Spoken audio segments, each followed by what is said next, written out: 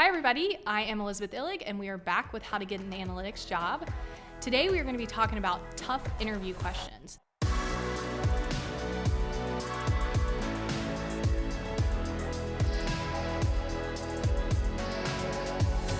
Specifically the question, what is your greatest weakness? So before we dive into that content, I want to make sure that all of you know that we are sponsored by HQ Greensboro. Shout out to them.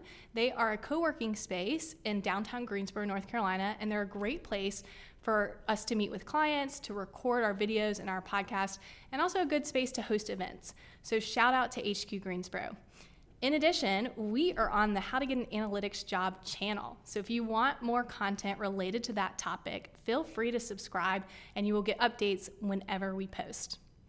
So let's dive into our content for today, which is how to answer the question, what is your greatest weakness? Now, when I'm preparing clients for interviews, this is by far one of the questions that I get asked the most. What's the best way to answer this? So I'm going to walk you through my favorite strategy for answering your greatest weakness question. Now, I think a lot of people mistakenly believe that they should talk about a strength and try to spin it into a weakness, and I'm actually not really a fan of this approach. Instead, what I suggest that you do is identify an area that you have improved upon. So an area that you knew that you wanted to work on, wanted to develop, and now you have improved upon it. You've taken the steps to do so. So I'm going to walk you through an example. A lot of Americans are really nervous and scared to public speak. So let's use that as our example. If you wanted to say that you became better at public speaking, this was your area that you identified that you wanted to develop, first you could answer this question by saying something like, one area that I realized that I wanted to improve upon was public speaking. So what I did was I took a course, I enrolled in a course where I knew I was going to have to public speak 6 times over the course of 4 months. In addition to that, I talked to my user group leader and I asked him or her if I could present a couple of times at my user group. Doing so has really made me feel more comfortable with public speaking. So in this example, we have identified an area that we wanted to improve upon. So we've done some self-reflection. We're identifying a space that we really wanted to develop.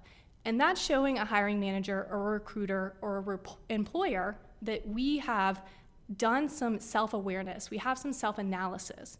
But then we've gone the extra step and we've given specific examples. So we talked about that we took this course where we knew we were going to have to public speak, and we talked about public speaking at our user group. Those are 2 great examples, practical examples, where you've given me the evidence and the proof that you have done some things to develop this skill.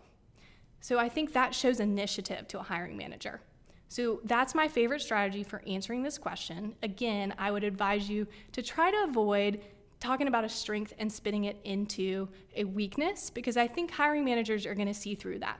If you say something like, I'm too much of a perfectionist or I'm too organized, hiring managers are going to know off the bat that you haven't done that self-reflection and you aren't showing the initiative that you want to be showing, that you've done the self-reflection and now are doing something about it. So that's my favorite strategy for answering what is your greatest weakness. Thank you so much for tuning in to How to Get an Analytics Job.